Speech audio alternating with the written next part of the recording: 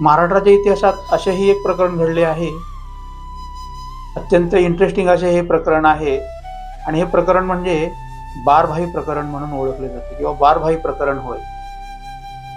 1772 मध्ये जेव्हा थोरले बाजीराव पेशवे यांचा मृत्यू झाला त्यानंतर त्यांचे चिरंजीव नारायणराव पेशवे यांना पेशवाईची वस्त्र देण्यात आली.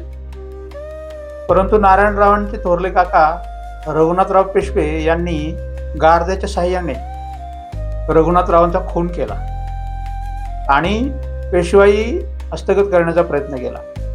परंतु रघुनाथरावांना पेशवाईमध्ये खूप मोठ्या प्रमाणामध्ये विरोध होता आणि त्यानंतर रघुनाथरावांना काही पेशवाई धारण करता आली नाही किंवा काबीज करता आले नाही. पण त्यानंतर नारायणरावांचे सुपुत्र त्यांचा मुलगा सवाई माधवराव यांना पेशवाईची वस्त्र देण्यात आली. आणि इंटरेस्टिंग गोष्ट म्हणजे सवाई माधवराव यांचे वय साधारणपणे फक्त आणि फक्त 40 दिवस इतके त्यांचे वय होते. वयाच्या 40व्या दिवशी त्यांना पेशवे किंवा पेशवाईची वस्त्र देण्यात आली. आणि मग अत्यंत इंटरेस्टिंग गोष्ट अशी आहे की या सवाई माधवराव पेशवे यांच्या वतीने साधारणपणे 12 जणांनी पेशवाईचा कारभार हाकला आणि ज्या 12 जणांनी पेशवाईचा कारभार हाकला यांनाच बारभाई म्हणून ओळखले जाते किंवा याच प्रकरणाला बारभाई प्रकरण म्हणून ओळखले जाते.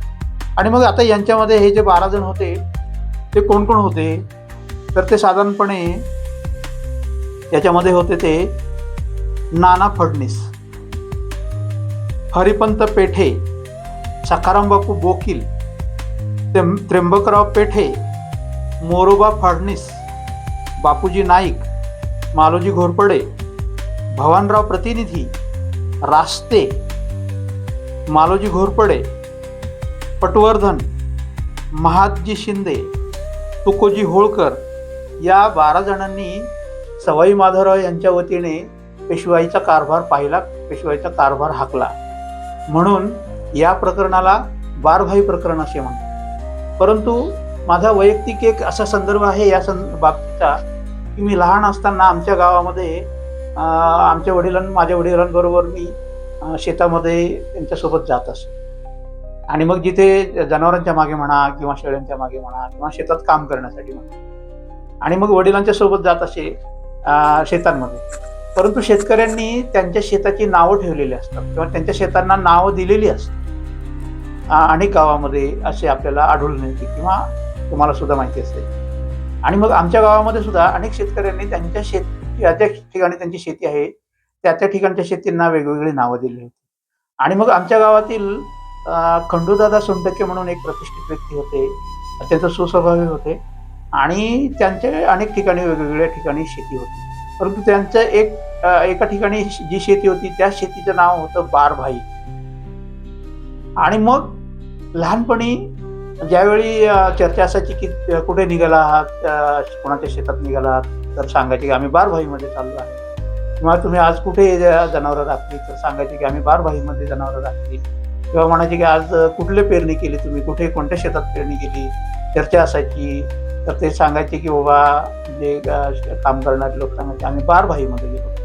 आणि मग हे बारभाई हे मी लहानपणी फक्त ऐकलेलो की याच्या नेमकं काय संदर्भ आहे हे मला माहिती नव्हतं. पण ज्यावेळी मी शिक्षण घेतल्यानंतर शाळा शिकल्यानंतर पुढे हा इतिहास वाचत असताना हे प्रकरण माझ्या वाचण्यात आलं.